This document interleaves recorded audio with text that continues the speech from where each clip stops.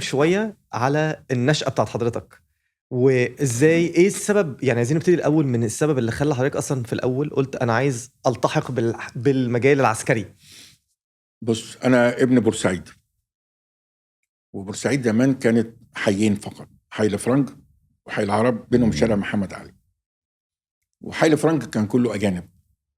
إحنا حظنا إن ميسيو فالاردي صاحب العمارة 24 شقة مات، فكان في شقة فاضية فأبويا خدها من الحراسة في المحكمة. فأنا عِشت كل حياتي مع الأجانب، لذلك لمّا رُحت الأوبرا في يوم من الأيام رئيس مبارك يقول لي: "طب أنت شاطر في الجيش ومتعلم، إيه اللي خلّاك شاطر في الأوبرا دي؟" ما ده سؤالي بقى. بورسعيد أنا كنت عايز افهم موضوع الأوبرا بورسعيد ده. لان انا اتعلمت المزيكا في بورسعيد. بورسعيد كانت كلها، انت كنت تمشي في الكافيهات احسن من كافيهات باريس.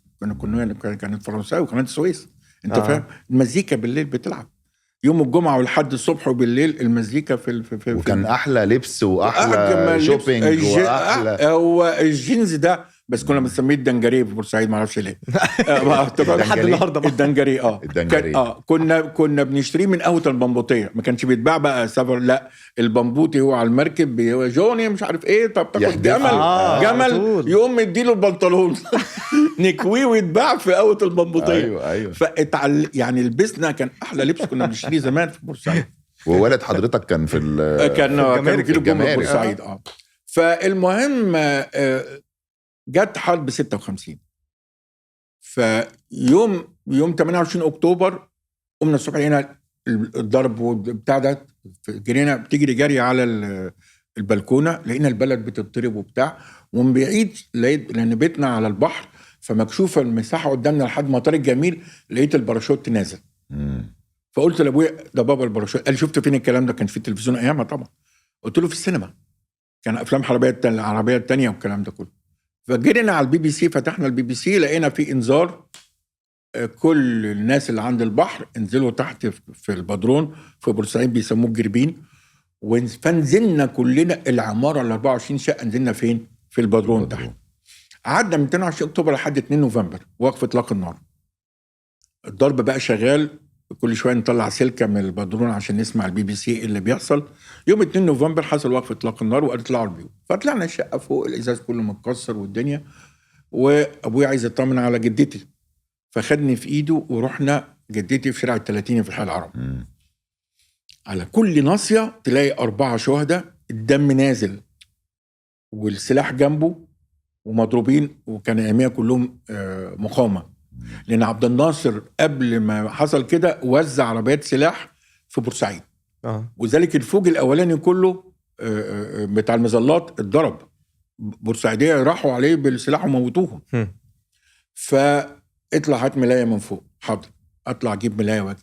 عقبال ما وصلنا ميدان المحطه كان الملايات كلها خلصت اللي في البيت، لان كل ناصيه بتلاقي. دخلنا ميدان المحافظه قصدي، كانوا ضربوا كل البيوت بالنابالم. زمان بقى الطيارات عشان تضرب البيت لازم توطي، فكانوا العيال بالبنادق يضربوها تقوموا ضاربين تطير قريب من المبنى يعني. من المبنى. فضربوهم بالنابالم فكلها مولعه. قعدنا بقى الفتره دي كلها في بورسعيد، شفنا بقى يعني ايه بقى حظر تجول من الساعه 5. دخلوا بيتنا لما مور هاوس اتخطف ابن عم الملكه، دخلوا بيتنا قطعوا كل بالسناكي الحيفه والبطاطين وكسروا الدنيا. انت بيدوروا وبينتقم منك بقى واذى كمان واذى. فالمهم لحد يوم 23 ديسمبر خرجوا انسحبوا، وانا عيل صغير بقى جريت مع العيال اللي هم بيرحبوا بالجيش وهو داخل. فيوم انا قلت عايز ابقى ضابط عشان ادافع عن البلد، صدقني والله. فدي كانت اول مره ان انا ابقى عايز ابقى ضابط. عشنا بقى ان كل سنه 23 ديسمبر يجي عبد الناصر اشترت عربيته اتشالت في مكانين في العالم، في دمشق وبورسعيد. فلما بورسعيد بقى عبد الناصر بقى انتوا ابطال وانتوا المدينه الباسله والكلام ده كله. فكنا نحضر بقى الاحتفالات بتاعه البتاع، وانا كنت في الكشافه واحضر الاحتفال واشيل العلم بقى. وتمر الظروف واخش كليه حربيه واتخرج بعد 1.5 سنة، كان حرب اليمن، واحنا رايحين اليمن طالبين ضابط يشيل العلم قدام عبد الناصر في بورسعيد. فاروح واشيل العلم وامشي في بلدي اللي انا في يوم ايام سقفت شوف الدنيا طبعا يعني بتمشي ازاي. فانت من اول يوم تحس بانك انت دي بلدك ووطنيتك وتدافع عنها. وبعدين انا اشتركت في 4 حروب يعني، اعتقدش